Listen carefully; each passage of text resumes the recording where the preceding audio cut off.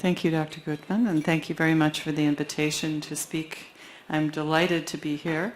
My first trip to Israel, already very welcoming feeling here. And tonight I'm going to talk about GIST as an example of a cancer whose management has really been revolutionized, and to a large extent that's been because of surgical contributions. So I subtitled this Surgical Leadership in Action. It also, I think, illustrates something that Yuman just spoke about, which was how surgeons are not obsolete. In fact, in this disease, progress with molecular therapy has really resulted in a bigger role for surgical oncologists who understand the interplay between local therapies and systemic therapies. So this is an outline of what I'm hoping to present. And you can see that surgery is the focus here. And I'll also speak a little bit about the implications of molecular features of GIST and how surgeons make decisions based on that. So a bit of background.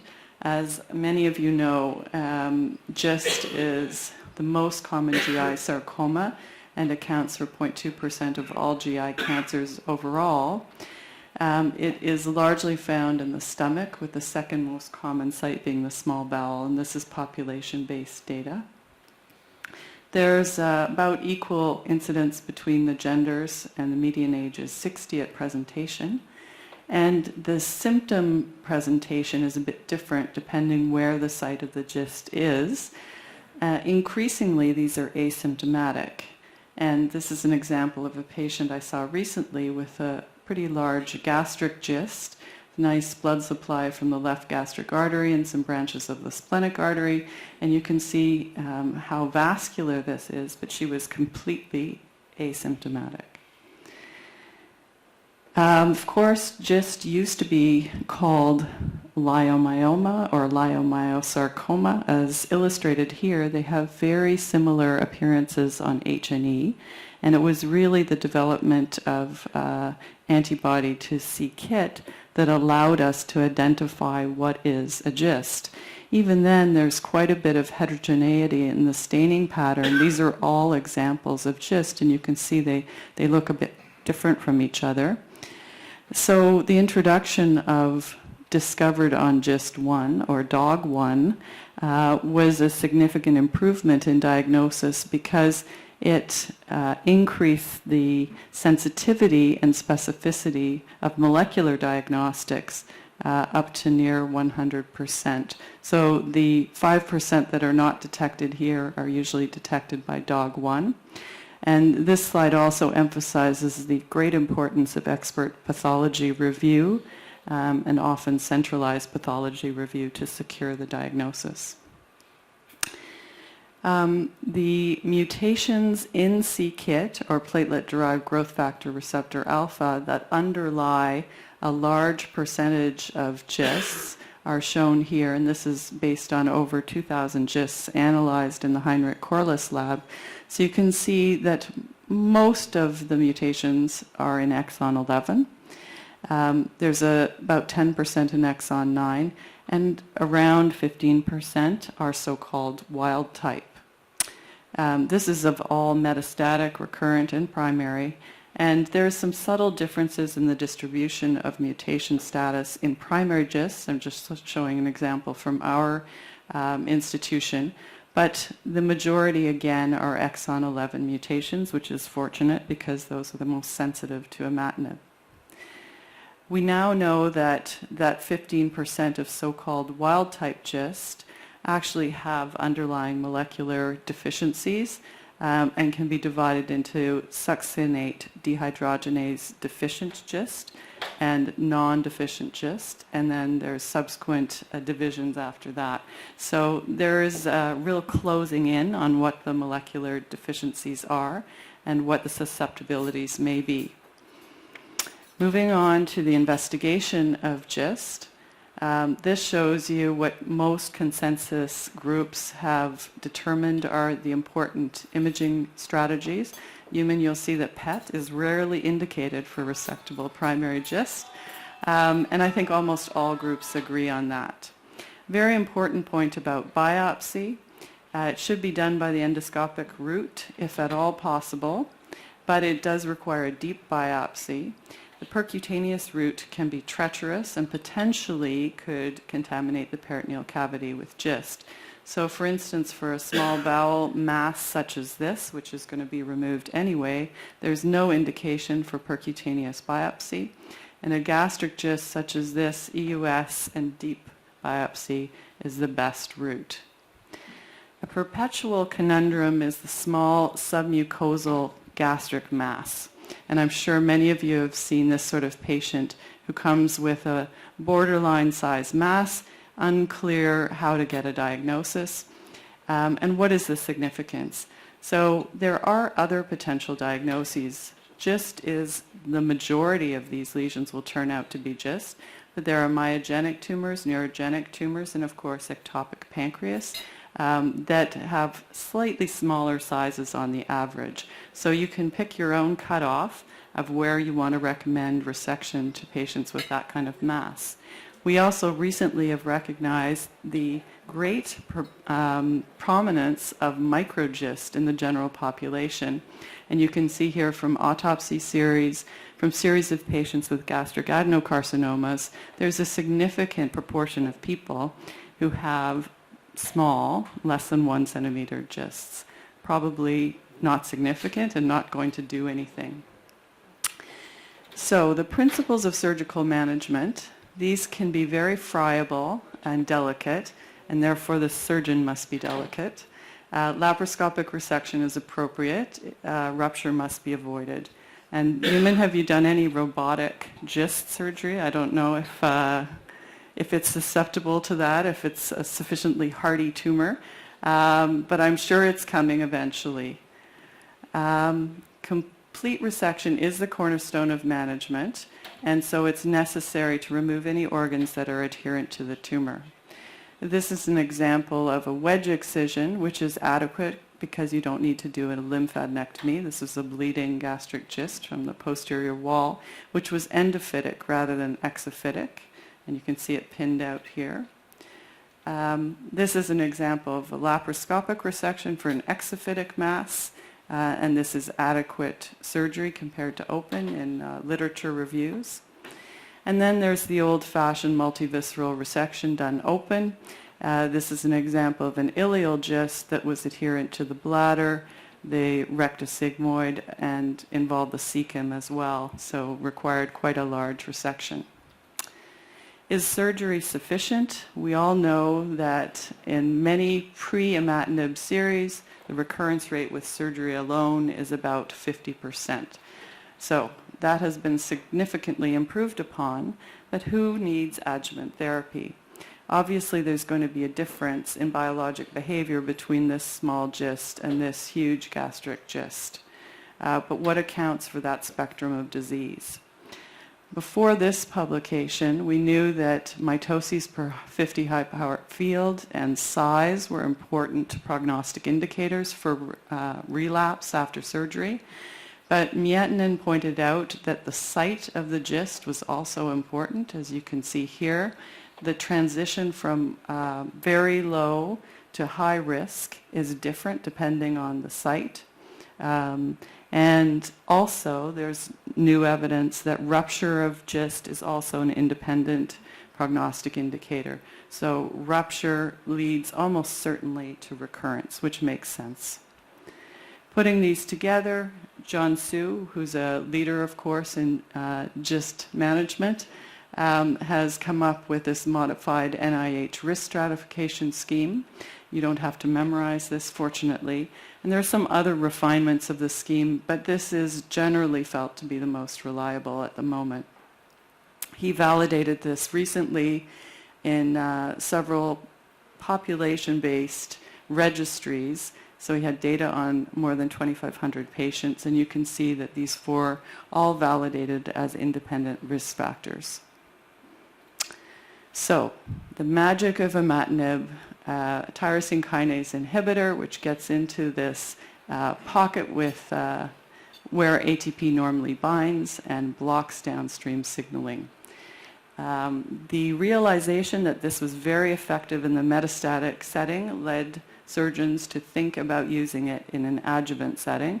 And as you know, Ron DiMatteo was the lead on this ACOSOG trial, which is a very early trial of observation placebo versus imatinib for 1 year after a complete gross resection of a greater than 3 centimeter GIST. So large trial that accrued rapidly and was significant for recurrence-free survival at 1 year in tumors that were 6 to 10 centimeters or greater than 10 centimeters, not smaller tumors, and there was no difference in overall survival. It also turned out that if you use the Miettinen score and looked at low, moderate, and high risk tumors in retrospect, the low risk tumors did not benefit from getting imatinib in the adjuvant setting, whereas the moderate and high risk patients did. Next big trial was a Scandinavian-Italian combination trial, which randomized patients to 1 year of imatinib or 3 years of imatinib after complete resection of high-risk GIST. And as you probably know, this turned out to be a positive trial as well, with a big difference in 5-year recurrence-free survival and actually a difference in overall survival at 5 years after resection. We're still waiting for the final data from the EORTC trial, and there's also the PERSIST trial of 5 years versus 3 or 1 year, which is going to give us some interesting answers about how long to give people adjuvant imatinib. Follow-up is also dictated by the risk category, and this is a very nice recent review by Bob Mackey and other international colleagues specifying a rational approach to follow-up imaging depending on the risk category. Neoadjuvant imatinib was the next logical thing for surgeons to try, given the high response rates in the metastatic setting.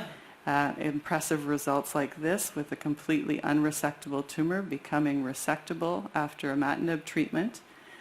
And so for patients like this who have an unresectable primary GIST, patients such as this which have, maybe someone might call this a borderline resectable GIST, which can be rendered then resectable, this has been really a huge revolution in management. This is that last patient in the OR with this now gelatinous-like GIST that we were able to resect without taking out the kidney. There may not be a decrease in size, but there is a decrease in vascularity in the vast majority of these cases, which makes them more easy to handle and less friable. Rectal GIST is a good example where neoadjuvant treatment is useful. Prior to that era, when we were just doing surgery alone, the recurrence rates were very high, whether you did radical resection or local excision. And you can see why when you look at how close on a local excision or even in APR one is to the GIST, because it's in the muscle layer of the rectum. So neoadjuvant imatinib can not only decrease vascularity but also shrink such tumors and allow a much more functional resection. It's an example of a duodenal GIST showing the proximity to the cava, the duodenum, and eventually after shrinkage it was possible to remove this without a Whipple. The early trials of imatinib therapy in the neoadjuvant setting demonstrated that it was safe, and that's the RTOG trial. It's being used for high-risk GIST. The survival at 5 years, disease-free, is approximately 63%, which is excellent in this sort of patient. It's important to note that when the patients come off imatinib in the postoperative setting, there's a quick relapse, and there's then a stabilization when imatinib is resumed. Another important point is that the probability of disease-free survival is going to be, the disease-free survival will be extended if adjuvant imatinib is continued. How long to give patients neoadjuvant imatinib? We initially based this on the fact that people kept responding in the metastatic setting even up to 15 months. So there was, I think, a tendency to give neoadjuvant imatinib for a long period of time. And we recently looked at what the ideal time period should be based on our own series, especially taking into account mutation status. So what we found was patients with exon 9 had barely any response, as you might expect, whereas patients with deletions in exon 11 had a significant shrinkage. And that should guide the approach in the neoadjuvant setting. I think probably with exon 9, it may not even be worth trying if the tumor is actually potentially resectable. Triggers for surgery, I think we're now moving towards desired radiographic response rather than stabilization on imaging. Also a very interesting point that's recently come out from a series in MD Anderson, patients who had neoadjuvant imatinib for a longer period of time seemed to have a shorter recurrence-free survival postoperatively. So that's something to keep in mind when you're choosing how long to continue imatinib for. It's also very important to remember if someone has a resectable tumor, they should have a resection. And that is because of the chance of secondary resistance being invoked. Finally, I wanted to talk about recurrent and metastatic disease. And I think we can still agree that recurrent disease should be managed as metastatic disease, and the first line is imatinib therapy. In the pre-imatinib era, we didn't have any other choices, and so these patients had surgery. And even at Memorial Sloan Kettering, in the group that had better prognosis, the 5-year survival was only 20% after resection of recurrent or metastatic GIST. Part of the problem is that if we use imatinib as a predictor of survival and patients progress, such as this example, both of these patients underwent resection, we now know that those patients are going to do very badly. Limited progression, such as this small nodule within a nodule in the liver, have an intermediate prognosis, but patients who have generalized progression on imatinib will do badly and should not be having surgery. I'll just say that. Adjuvant surgery has come up as a possibility in the last several years, and we know that people who have a response to imatinib and then have a resection do better than those who are not able to have a complete gross resection. Also, interestingly, those who have liver-only disease have a survival advantage over those with peritoneal disease when they're resected after a response to imatinib. There was an attempt at a randomized trial of surgery versus no surgery after a response to imatinib. That failed at the EORTC. Very few people were recruited. And even in China, this attempt at a trial only recruited 41 patients. There's a suggestion that the surgery arm may have done better than the no surgery arm, but this wasn't statistically significant. We do know that if you operate after someone responds to imatinib, you should continue imatinib. And that is clear from the flare phenomenon after imatinib is discontinued, as seen here on this PET scan in someone whose imatinib was stopped. And as I alluded to earlier, there's secondary resistance that develops with mutations elsewhere in the c-KIT, or platelet-derived growth factor receptor alpha gene, necessitating a change in treatment to second line, such as sunitinib, and then when patients fail this, they can be moved on to regorafenib with an improvement in their survival. Where does surgery fit in recurrent and metastatic disease? And that's something that I think is now the focus of our thinking. Ron DiMatteo put this forward, that patients with primary and very few metastases should have their primary removed. I'm not sure that everyone would agree about that. I think we in Toronto would start everyone on imatinib therapy and then perhaps consider resection of those who have stable disease or response. So to summarize, surgery remains the principal treatment Neoadjuvant imatinib should be given unless you have unresectable, metastatic GIST. Neoadjuvant can be used for functionally unresectable, locally advanced GIST to improve quality of life after surgery. Adjuvant imatinib for 3 years improves recurrence-free survival. Imatinib should be first line in recurrent and metastatic disease, and other agents should be considered in those who progress rather than surgery. So I think we have a new paradigm at this time, and the question is whether we can ever wean patients off imatinib by performing surgery.